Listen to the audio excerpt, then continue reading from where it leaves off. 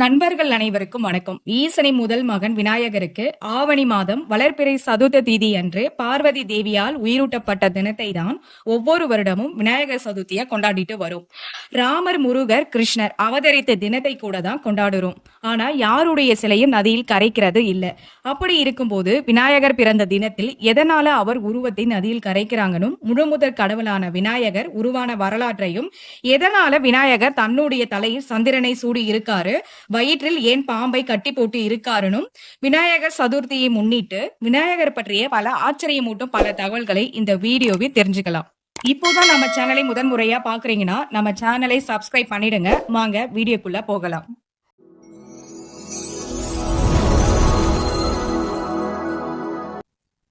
பிள்ளையாரை தவிர மற்ற எந்த கடவுளை வழிபடணும் அப்படின்னாலும் சிலை வடிவத்திலேயோ சிற்ப வடிவத்திலேயே தான் இருக்கணும்.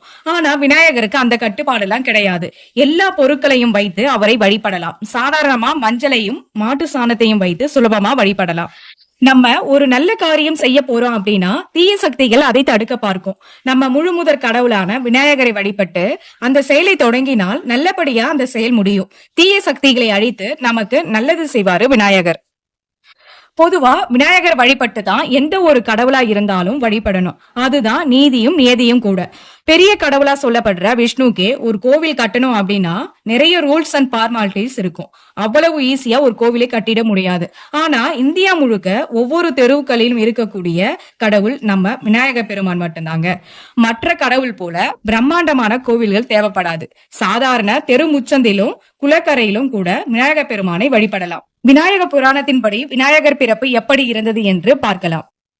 சிவபெருமான் ஒரு சமயம் வெளியே சென்றப்போ பார்வதி தேவி நீராட போறாங்க. அப்போ தனக்கு காவலுக்கு யாரும் இல்லாததுனால ஒரு சந்தன குடம்பை எடுத்து ஒரு உருவமா உருவாக்கி அந்த உருவத்திற்கு உயிர் ஊட்டி இருக்காங்க. அந்த உருவம் ஒரு பிள்ளையா மாறி இருக்கு. நான் குளித்து விட்டு திரும்ப வர வரைக்கும் யாரையும் உள்ள அனுமதிக்க கூடாதுன்னு பிள்ளையாருக்கு அறிவுறுத்தி விட்டு பார்வதி தேவி நீராட சென்று இருக்காங்க.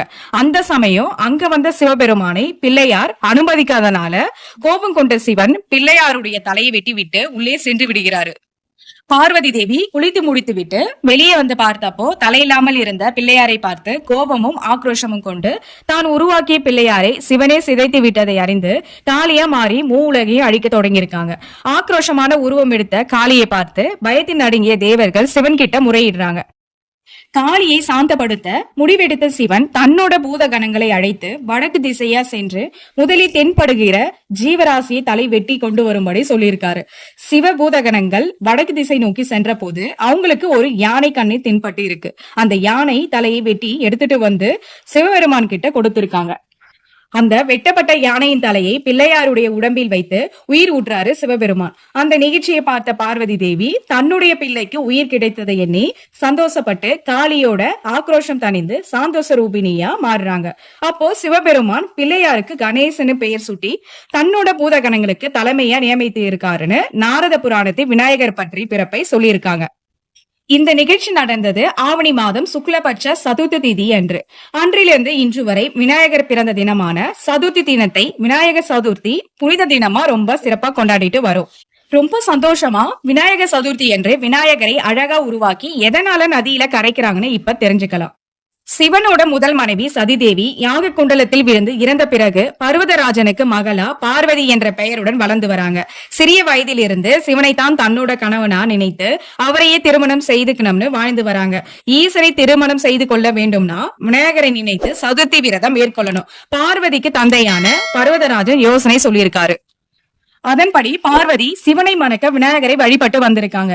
ஆவணி மாதம் அமாவாசை சதுர்த்தியில் விநாயகரை நினைத்து பூஜை செய்து பௌர்ணமிக்கு அடுத்து வரும் சதுர்த்தி வரை தினமும் பூஜை செய்து வந்திருக்காங்க. அதன் பிறகு மறுநாள் செய்த விநாயகரை மேல தாளத்தோட ஊர்வலமாய் எடுத்துட்டு போய் நதியில் கரைத்து இருக்காங்க. அந்த 15 நாட்களும் நியம சிருஷ்டிகளை மீறாம இருந்த பயனாக தான் ஆசைப்பட்டது போலவே கைலாயநாதனை ஈசனை திருமணம் செய்திருக்காங்க. அதனாலதான் விநாயகரை வைத்து பூஜை செய்து நதியில கரைக்கிறோம். ஆடி மாதம் பெருக்கெடுத்து வரும் ஆற்று நீரை பாதுகாக்க விநாயகரை மண்ணாலையும் களிமண்ணாலையும் செய்து நதியில கரைக்கிறது மூலமா நதி நீர் பாதுகாக்கப்படுதுன்னு இப்படி செய்துட்டு வராங்க. மாபெரும் இதிகாச நூலான மகாபாரத நூல் எழுத விநாயகர் தன்னுடைய தந்தத்தையே உடைத்திருக்காரு. அப்படிப்பட்ட சக்தி வாய்ந்த மற்றொரு தந்தத்தை மகாபாரதத்தில் சிறந்த குருவான பகவான் பரசுராமர் உடைத்திருக்காரு. அது எதனாலன்னு தெரிஞ்சுக்கலாம். ஜமதக்னி முனிவர் கிட்ட இருந்து காமதேனு பசுவை காத்தவீரிய அரசன் திருடிட்டு வந்துருவாரு. அதனால பரசுராமர் அரசனை கொன்றுவிட்டு பசுவை மீட்டுட்டு வந்துருவாரு. இதனால கோபப்பட்ட காத்தவீரிய அரசனோட பசங்க ஜமதக்னி முனிவரை கொன்றுடுவாங்க.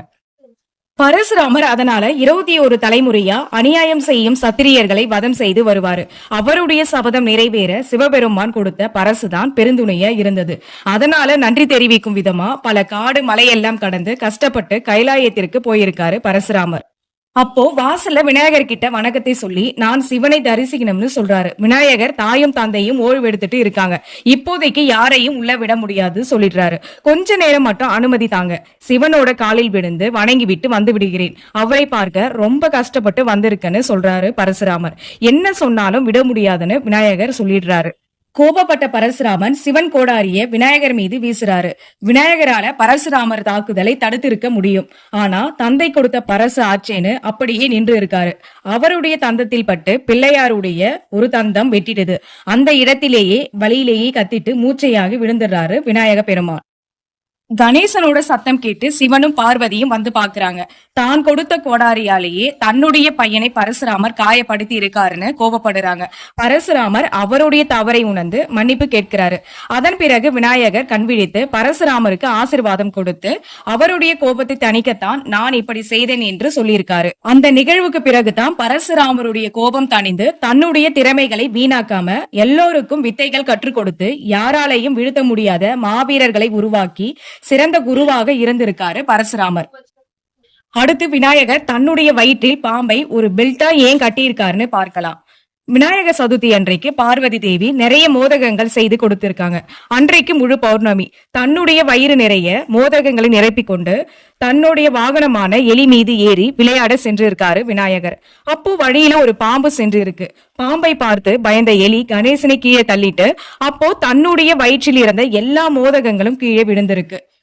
இதை பார்த்து சந்திரதேவன் வழியில் சென்ற ஒரு பாம்பை பார்த்து சிரிக்கிறாங்க.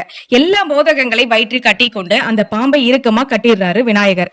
சந்திரதேவன் ரொம்ப நக்கலா கணேசனை பார்த்து சிரிச்சுட்டே இருக்காரு. இதனால ரொம்ப கோபப்பட்ட கணேசன் தன்னுடைய ஒரு தந்தத்தை உடைத்து சந்திரன் மீது வீசுறாரு. உன்னுடைய ஒளி மிகுந்த அழகு நல கர்ப்பமா, என்னுடைய உருவத்தை பார்த்து கேலி செய்து சிரிக்கிறாயா, உன்னுடைய அழகு குறைந்து போகட்டும் என்று சொல்லி சாபம் கொடுக்கிறார் விநாயகர். அப்புறம் தான் செய்த தவறுக்கு சந்திரதேவன் மன்னிப்பு கேட்டதும் மாதத்தில் ஒரு நாள் ஒளி இருந்து இருப்பீங்க, மற்ற நாள் கொஞ்சம் கொஞ்சமா அதிகரித்து வரும்னு சொல்றாரு. அதனால தான் அமாவாசை வளர்பிறை தேய்பிறை ஏற்படுகிறது. இந்த வீடியோவில் முழுமுதற் கடவுளான விநாயகர் நடத்தின பல திருவிளையாடல்களை பார்த்தோம். விநாயகர் பற்றி புதுசா எந்த விஷயத்தை நீங்க தெரிந்து கொண்டீர்கள் என்று கமெண்ட்ல சொல்லுங்க. இது போன்ற பல ஆன்மீக தகவல்களை உடனுக்குடன் தெரிந்து கொள்ள நம்ம டிஎன் நேஷன்ஸ் சேனலை சப்ஸ்கிரைப் பண்ணி ஆல் செட் பண்ணிக்கோங்க. அப்போதான் நான் போடுற வீடியோ எல்லாம் உங்களுக்கு நோட்டிபிகேஷனா வந்து சேரும். அனைவருக்கும் விநாயகர் சதுர்த்தி தின நல்வாழ்த்துக்கள். நன்றி, வணக்கம்.